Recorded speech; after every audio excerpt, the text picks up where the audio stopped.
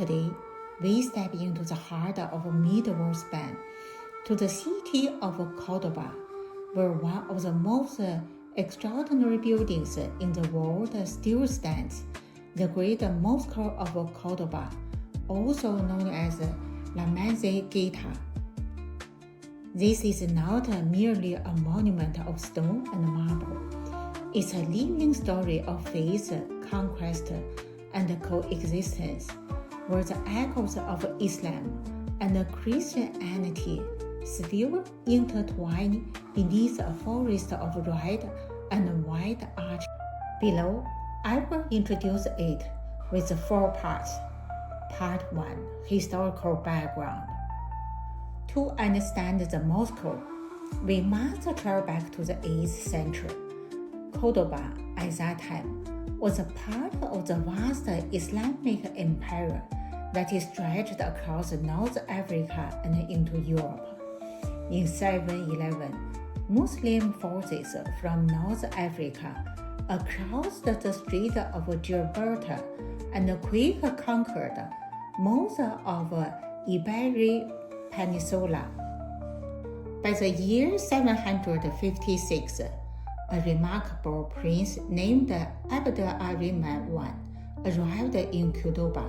He was the last surviving member of the Umayyad dynasty, a royal family that had been overthrown in Damascus. Fleeing for his life, Abd al-Rahman crossed the desert and seas, and finally found refuge in Spain. In Cordoba, he built not just a new capital, but a new legacy. In 785, Edible Roman ordered the construction of a grand mosque on the site of a former Visigothic church, San Vicent.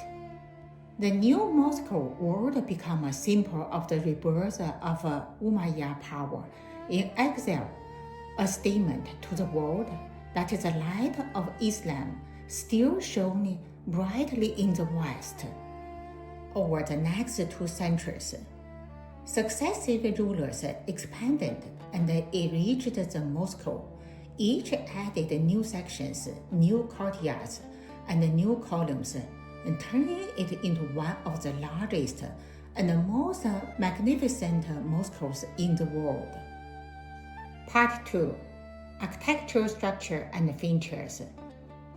You enter through the Patio de los Naranjos, the courtyard of the orange trees, where the air is sweet with the citrus blossoms and the sounds of water trickles from ancient fountains.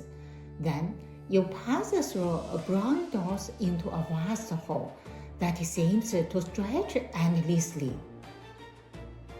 Inside, over 850 columns of jasper, onyx, marble, and granite rise like a forest. They support elegant double-tiered arches.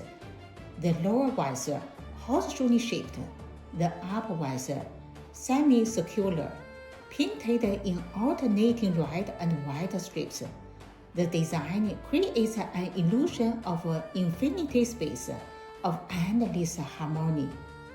These arches were not just decorative. They solved a practical problem. The columns used were shorter than needed, so the architects stacked arches to raise the height of the ceiling, but the result became one of the most distinctive and enchanting interiors in the world.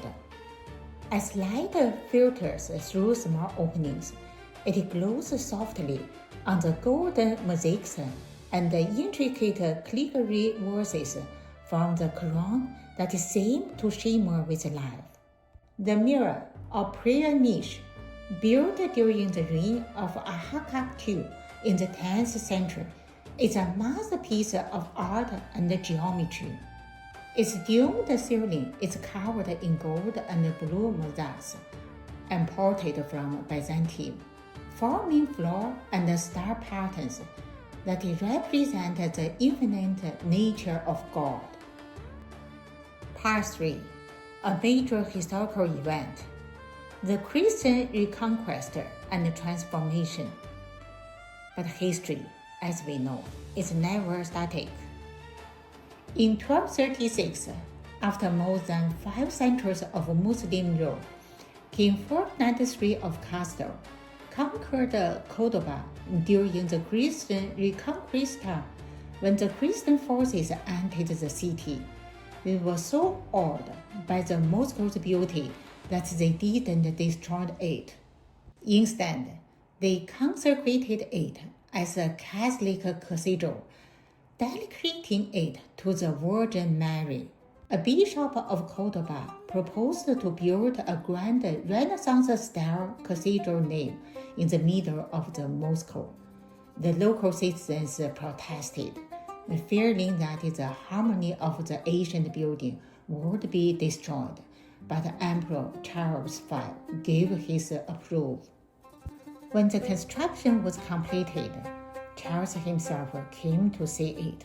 Legend says he looked around in silence and then said, "You have built what you or others might have built anywhere, but you have destroyed something that was unique in the world." His words echo even today. Inside the Mosque Cathedral, the tall Christian altar and the choir rise dramatically among the Islamic arches. His words echo even today. Inside the Mosque Cathedral, the tall Christian altar and the choir rise dramatically among the Islamic arches. It strikes almost a surreal blend of two worlds, one face layered upon another, neither for erasing the other. Part 4. Symbolism and Legacy. The great Mosque of Cordoba tells the story of Spain itself, a land where civilizations met, clashed, and mingled. It's a monument not only to architectural genius, but also to the complexity of human history. It stands today as a UNESCO World Heritage Site, admired by millions each year. Some come for its art, others for its history, but many live reflecting on its deeper message, that beauty can emerge from diversity, and that cultures, when they met, can create something truly eternal. Now, we are nearly to the end. Thank you for watching. If you enjoy it, please like, share, and subscribe. See you next episode.